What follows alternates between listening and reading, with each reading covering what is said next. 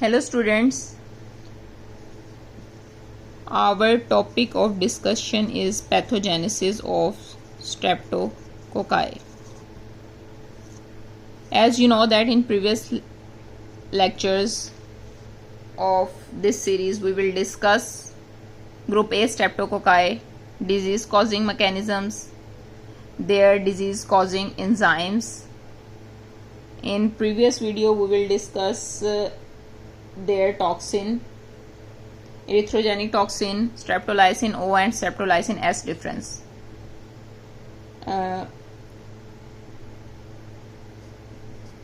Pyrogenic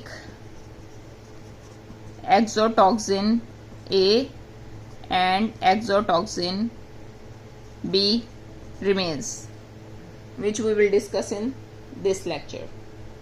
Pyrogenic exotoxin A is the toxin responsible for most cases of streptococcal toxic shock syndrome. Remember that pyrogenic exotoxin A is responsible for streptococcal toxic shock syndrome. It has the same mode of action as does staphylococcal.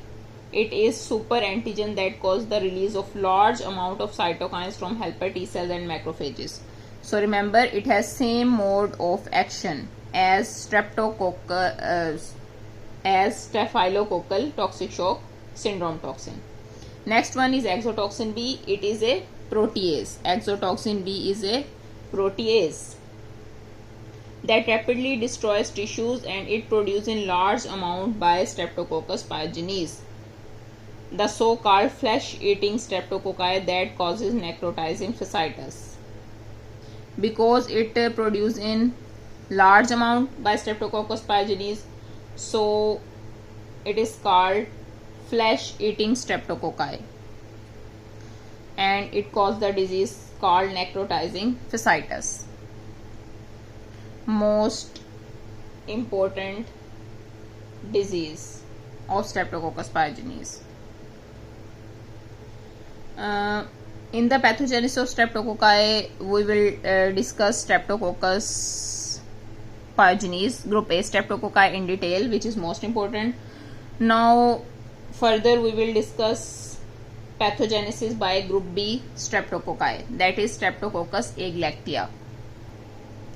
Now we start group B streptococci pathogenesis. Streptococcus agalactiae is based on the ability of the organism to induce an inflammatory response. However, unlike streptococcus pyogenes, no cytotoxic enzymes or exotoxin have been described, and there is no evidence for any immunologically induced disease. So remember that no enzymes like group A, no cytotoxins, and no evidence of immunological disease. Group B streptococci have a polysaccharide capsule that is antiphagocytic, and anticapsular antibody is protective.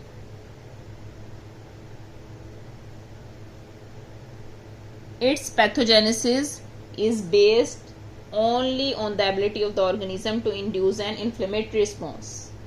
Also, its capsule is antiphagocytic and anticapsular antibodies are protective. So these are the pathogenesis of group B streptococci. Next is group D streptococci. Group D streptococci.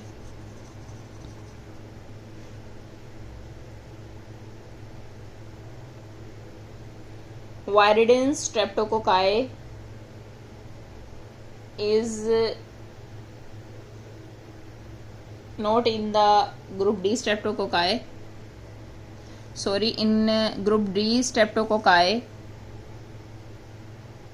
Enterococcus faecalis and Streptococcus bovis is included.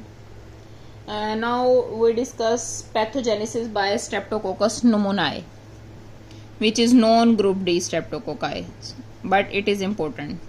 Streptococcus pneumoniae and the viridans streptococci is uncertain as no exotoxins or tissue destructive enzyme have been demonstrated.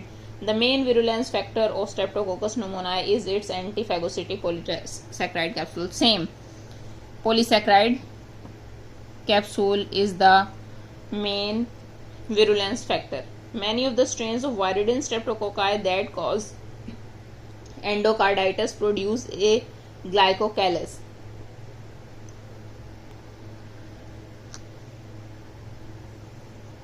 that enables the organism to adhere to heart valves. Viridin streptococci that causes endocarditis produce a glycocalyx that enable the organism to adhere to the heart valve. So these both are the non-group D streptococci. Group D streptococci as such no big way of pathogenesis. So as we summarize, the most important is group A streptococci and group D streptococci. Hope so you understand. You can point out if you have any query. So pathogenesis of streptococci is completed. In coming lecture we will discuss clinical findings of streptococci. Hope so you understand. Like the video, subscribe the channel. Thank you.